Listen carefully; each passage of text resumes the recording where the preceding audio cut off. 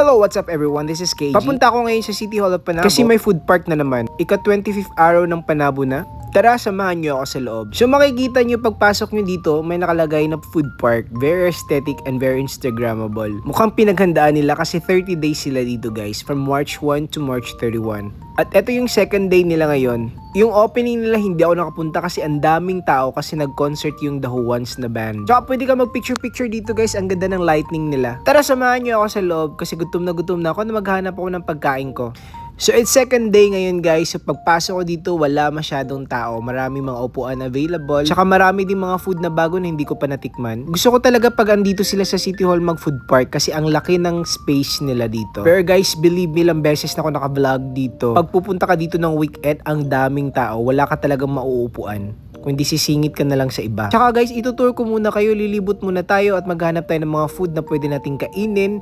Kasi naka-omad ako guys, gusto ko mag-mukbang for today's video. Ang daming mga bagong mga pagkain dito guys na pwede kong kainin at tikman at subukan. Kasi halos lahat dito ng mga coffee shops and restaurants sa Panabo, natikman ko na tsaka na-vlog ko na. Tsaka ang dami din mga bagong mga sweets and desserts. May ice cream doon at tsaka yogurt. Pero naghahanap ako ng kakaiba na bago sa panlasa ko. Tsaka libutin muna natin doon hanggang sa dulo ng walang hanggan bago ako makahanap ng gusto kong kainin. Gusto ko yung crowd ngayon kasi wala masyadong tao. Hindi siya siksikan. Ayan, nandito na naman yung Sirok, yung favorite ko na restaurant.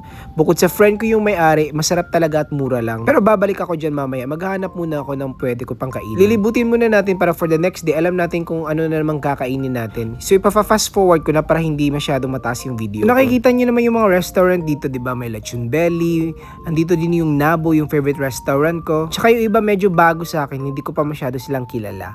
Huy. So ang dami talagang pagpipilian dito ng mga pagkain guys. Pero may napili na ako na isa guys kasi I'm craving for baby back ribs. Tag 139 lang siya. Pero tapusin muna natin libutin doon hanggang sa dulo. Andito yung din tatas, lechon at yung kidos. Kung wala kang diet at gusto mo magmukbang, punta lang kayo dito sa food park sa City Hall of Panabo guys. Ang sarap po. Sarap sa batok niyan. Huy, pag high blood ka. Huy, andito yung cold brew for the first time. Ang sarap ng coffee nila guys. Friend ko pala yung bantay dito. Tsaka yung barista friend ko din si John. Shoutout sa'yo bro. Babalik ako dyan mamaya. Punta muna ako sa dulo, baka may mas masarap pa doon. Huy! So malapit na tayo sa dulo ng walang hanggan guys. So mayroon ako mga selective food na kakainin ko at orderin ko mamaya. Pero libutin muna natin doon para alam ko kung anong kakainin ko na naman kinabukasan. Wala ako masyado nakikita ng mga kilala ko dito. Wala pa masyadong tao ngayon. Pero for sure, dadagsa yung mga tao dito araw-araw. Okay lang tayo pag ganito kasi hindi tayo nahihiya magwa-vlog.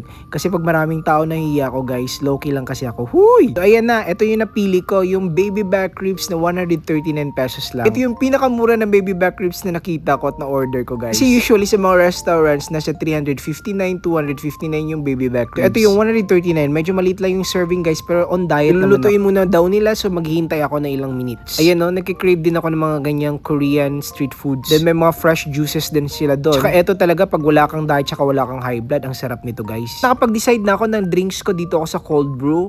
Yung hindi masyado matamis ko, nag-order ako ng ube, halukay ube by Sex Bomb. Nag-order din ako ng mango graham dito na shake kasi mura lang siya. Nasa 79 lang yung medium. So niluto na nila yung baby back ribs ko at eto na nga guys, na-serve na nila. So tama lang naman yung serving nila sa price. At eto na nga, dineliver na yung friend ko yung halukay ube ko na order tsaka yung change ko. Nabihan ko na hindi masyadong tamisan yung sa akin kasi super sweet ko na. Huy! Thank you cold brew. Ayan, selfie muna daw kami kasi bagong work niya dito sa cold brew. At alam kong kulang yung baby back ribs ko, so nag-order ako dito sa Sirok, yung favorite ko. Yung tongkatsu with egg. Kasi gutom na gutom ako after ko nag-workout guys. So ito yung post-workout meal ko kasi naka-omad ako guys, isang beses ako kumakain sa isang araw. So kainin ko muna tong baby back ribs kasi hindi na ako makapaghintay, gutom na ako. Andito na yung ube ko tsaka yung mango graham ko na in-order ko guys. O diba, tigda dalawang drinks. Huy! Shoutout din sa videographer ko, sino ka dyan. Kaya dumating na yung order ko sa Sirok. Ang daming rice guys, mukhang hindi ko kaya ubusin yan.